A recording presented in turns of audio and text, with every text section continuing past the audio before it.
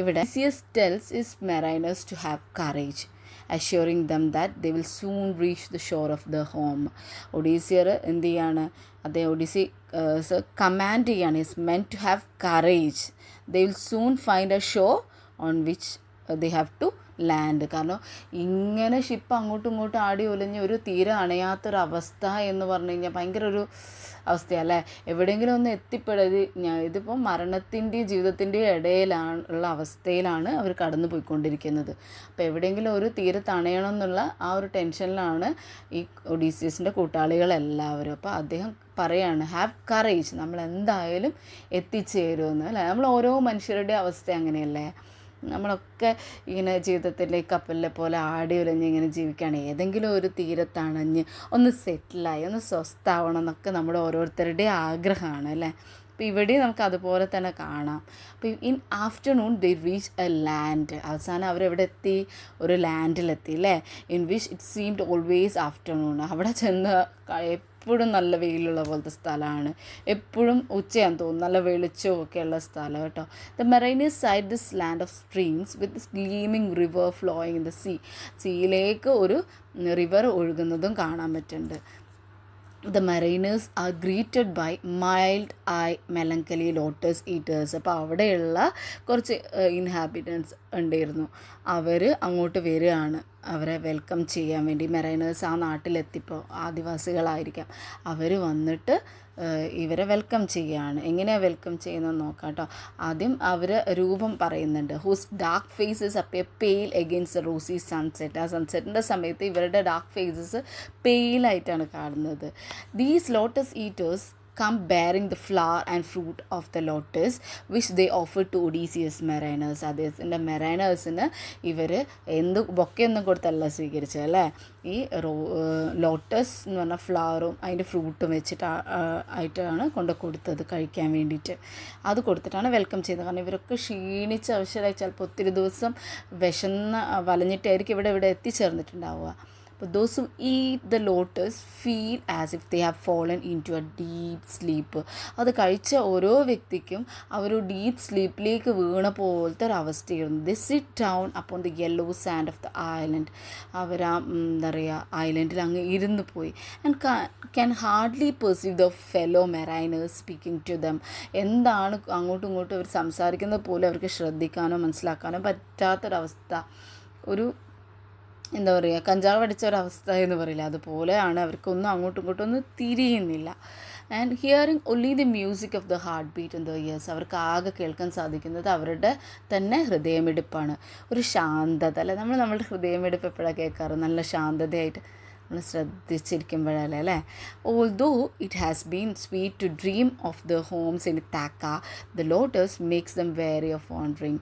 അവർക്ക് അവരുടെ ആ പഴയ ജീവിതവും ഒക്കെ ഓർമ്മ വരുന്നുണ്ടെങ്കിൽ പോലും ഈ ലോട്ടസ് ഇത് കഴിച്ചപ്പോൾ it makes them weary of wandering. ആകെ എന്തോ ഒരു ക്ഷീണിച്ച് അവർ ഏതോ ഒരു മായാലോകത്ത് ഇങ്ങനെ വാണ്ടർ ചെയ്യുന്ന മാതിരിയാണ് അവർക്ക് തോന്നിയത്.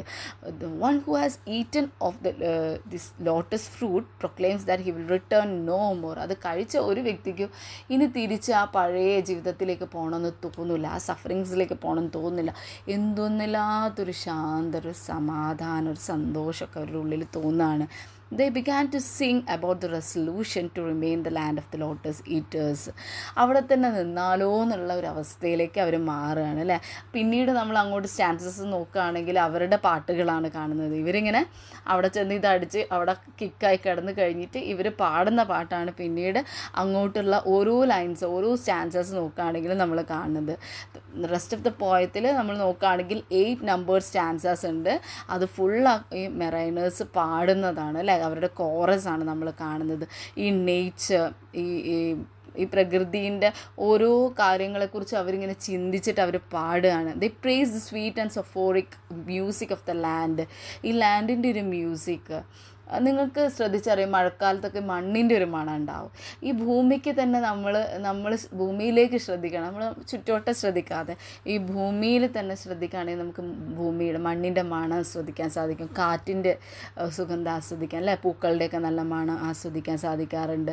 പിന്നെ ആ ഒരു എന്താ പറയുക, ഇപ്പം അരുവീൻ്റെ ഒക്കെ അടുത്ത് പോയി നിൽക്കുകയാണെങ്കിൽ അതിൻ്റെ ആ കളകള ശബ്ദങ്ങൾ, കിളികളുടെ ശബ്ദങ്ങൾ, അങ്ങനെ പലത് പ്രകൃതിയിൽ നമുക്ക് ആസ്വദിക്കാനും സന്തോഷിക്കാൻ സമാധാനിക്കാൻ സാധിക്കും. പക്ഷെ ലൈഫിൻ്റെ സഫറിങ്സിൻ്റെ ഇടയിൽ നമ്മൾക്ക് ഇതൊന്നും നോക്കാനൊന്നും സാധിക്കാറില്ല അല്ലേ. അപ്പം they argue that everything else in the nature is able to rest and stay still അല്ലേ. ഈ നേച്ചറിൽ എന്തിനെ നോക്കുകയാണെങ്കിലും ദേ ക്യാൻ സ്റ്റേ സ്റ്റിൽ. അവർക്ക് സ്വസ്ഥമായിട്ട് അവിടെ ഇരുന്ന്, അല്ലെങ്കിൽ ഒരു ചെടിയാണെങ്കിൽ അത് അവിടെ നിന്ന് അങ്ങ് അതിന് വെള്ളം ഇതൊക്കെ ഇട്ട് കൊടുത്താൽ അതങ്ങ് വളർന്ന് അങ്ങ് പോകും. അതിന് ആരുടെയും ഒരു എന്താ പറയുക, കഷ്ടപ്പെട്ട് പണിയെടുത്ത് സ്വന്തമായിട്ട് വീട്ടിലോട്ടുണ്ടാക്കുന്ന രീതിയിലുള്ള അവസ്ഥയൊന്നും ചെയ്യേണ്ട ആവശ്യം വരുന്നില്ല. But man is toss from one sorrow to another അല്ലേ. പക്ഷെ മനുഷ്യൻ്റെ അവസ്ഥ എന്താ, ഒന്ന് കഴിയുമ്പോൾ അടുത്തത്. നമ്മൾ ഒരു ഇത് കഴിഞ്ഞ് ആ കടമ്പ കടന്നു എന്ന് വിചാരിച്ച് നിൽക്കുമ്പോഴേക്കും അടുത്തത് വരുന്നത്. അപ്പം man's in the spirit tells Hinds that tranquillity and calmness offers only Joy.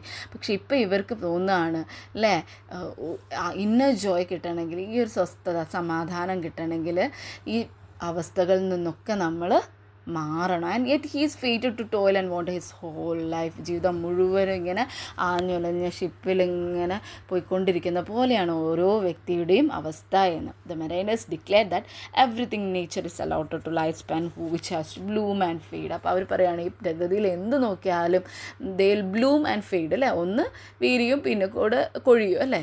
അതേപോലെ തന്നെയാണ് മനുഷ്യൻ്റെ അവസ്ഥയെന്ന് അവർ പറയുകയാണ്. അതുകൊണ്ട് ഇപ്പോൾ ലീഫിനെ നോക്കുകയാണെങ്കിലും ഏത്തുള്ള എന്ത് കാര്യങ്ങൾ നോക്കണം. ഇപ്പോൾ ആപ്പിളാണെങ്കിൽ പിന്നെ കുറേ കഴിയുമ്പോൾ വാടി ഉണങ്ങി അങ്ങ് വീഴും. അപ്പോൾ നമ്മൾ ഈ ഭൂമിയിലുള്ള ഏത് കാര്യം നോക്കുകയാണെങ്കിലും എല്ലാം ഒരു കാലത്ത് വിരിഞ്ഞ് നല്ല ഇതിൽ നിൽക്കും, പിന്നീട് ഒരു കാലത്ത് അത് കൊഴിഞ്ഞു പോകും. അതേപോലെ തന്നെയാണ് മനുഷ്യൻ്റെ അവസ്ഥയല്ലേ. Mariners also express the desire for long rest or death. ഈ കഷ്ടപ്പാടും ദുരിതങ്ങളിൽ നിന്നൊക്കെ അവർക്കൊരു മോചനം വേണം, ഒരു ലോങ് റെസ്റ്റ് വേണമെന്ന്. എന്തായാലും ഈ ഭൂമിയിൽ എന്ത് ചെയ്യും, ഒരു കാലത്ത് എല്ലാം നശിച്ചു പോകും. അപ്പോൾ സ്വസ്ഥതയോടുകൂടി ഈ ഭൂമിയിൽ ജീവിച്ചിട്ട് പോകാനല്ല എല്ലാ വ്യക്തികളും ആഗ്രഹിക്കുക. അപ്പോൾ they wanted A long rest or death. ചിലപ്പോൾ അവർ പറയാതെ പറയുന്നത് മരണത്തെക്കുറിച്ചായിരിക്കും. സ്വസ്ഥത വേണം അല്ലേ, ഒന്നും അറിയാതുള്ള ഉറക്കമെന്ന്. പിന്നീട് അടുത്ത 5th സ്റ്റാൻസയിലും നമ്മൾ കാണുന്നത് ഇതുപോലെ അവർ പറയുന്നത്, ഈ paint a picture of what it might be like to do nothing all day അല്ലേ. ഒരു പെയിൻറ്റിങ് വരയ്ക്കുന്നുണ്ട്, എന്നിട്ട് എല്ലാ ദിവസവും കിടന്നുറങ്ങുന്നത്, സ്വപ്നം കാണുന്നത്, ഒരുപാട് ലോട്ടോസ് ഈ കഴിക്കുന്നത്, പിന്നെ ഈ ബീച്ചിൻ്റെ അവിടെ പോയിരിക്കുന്നത്, അങ്ങനെ അവരുടെ ആഗ്രഹങ്ങളൊക്കെ അവരൊരു ചിത്രമായി വരച്ച് വെക്കുന്നത് കാണാൻ സാധിക്കുന്നുണ്ട്. നമ്മൾ ആ ഒരു പോയം വായിച്ചു നോക്കുമ്പോൾ തന്നെ നമ്മളും വേറെ ഏതോ ഒരു ലോകത്ത് എത്തിച്ചേരുന്ന ഒരവസ്ഥയല്ലേ. പിന്നെ 6th സ്റ്റാൻസിൽ നമ്മൾ കാണുന്നത് although they have fond memories of the wives and sons. അവരുടെ ഈ താക്കയിലുള്ള അവരുടെ ഭാര്യമാരെക്കുറിച്ചും മക്കളെക്കുറിച്ചും ആ ജീവിതത്തെക്കുറിച്ചൊക്കെ ആലോചിക്കുന്നുണ്ടെങ്കിലും അവർ പറയുന്നത് ഇപ്പോൾ കുറേ കാലം ആയില്ലേ യുദ്ധം, നമുക്കറിയാമല്ലോ ട്രോജൻ വാറിനെ കുറിച്ച്. അപ്പോൾ ഇത്രയും കാലത്തിന് ശേഷം അവർ തിരികെ ചെല്ലുമ്പോൾ ഒരു പക്ഷേ അവരുടെ മക്കളൊക്കെ അവരുടെ സ്വത്തുക്കളൊക്കെ എടുത്ത് പുതിയ ജീവിതം തുടങ്ങിയിട്ടുണ്ടാവാം. ചിലപ്പോൾ ഭാര്യമാർ അവരെ മറന്നിട്ടുണ്ടാവാം, വേറെ വിവാഹം കഴിച്ചിട്ടുണ്ടാവാം, പലതും ആവാം അല്ലേ. അപ്പോൾ ഇനി അങ്ങോട്ട് ചെല്ലുന്നതിലും വലിയ അർത്ഥമൊന്നും ഇല്ല. ഇനിയുള്ള കാലം സ്വസ്ഥമായിട്ട് ഇവിടെ ജീവിക്കുന്നതാണ് എന്ന് അവർക്ക് തന്നെ വ്യക്തമായിട്ടുണ്ട്. പിന്നെ 7th സ്റ്റാൻസയിൽ നമ്മൾ പോവുകയാണെങ്കിൽ അവർ പറയുന്നത്, they compare the life of abandon which they will enjoy in lotus and ഈ ലോട്ടസ് ലാൻഡിൽ തന്നെ നിൽക്കാം. ഇനിയിപ്പം എന്തിനാണ് ബാക്കി ആ സഫറിങ്സിലേക്ക് പോകേണ്ട ആവശ്യം. എവിടെ നോക്കിക്കഴിഞ്ഞാലും ഫാമിൻസും പ്ലേഗ്സും എർത്ത് ക്വേക്സൊക്കെയാണ്, നാച്ചുറൽ ഡിസാസ്റ്റേഴ്സാണ്. ദൈവം ഇത് മനുഷ്യരെ നോക്കി ഇങ്ങനെ ചിരിക്കുകയേ ഉള്ളൂ എന്നുള്ള രീതിയിലാണ് അവർ പറയുന്നത്. അവരുടെ ഉള്ളിൽ ഇനി എങ്ങനെയെങ്കിലും ആ മരണമെന്ന തീരത്ത് എത്തിച്ചേരണമെന്ന് മാത്രമേ ഉള്ളൂ.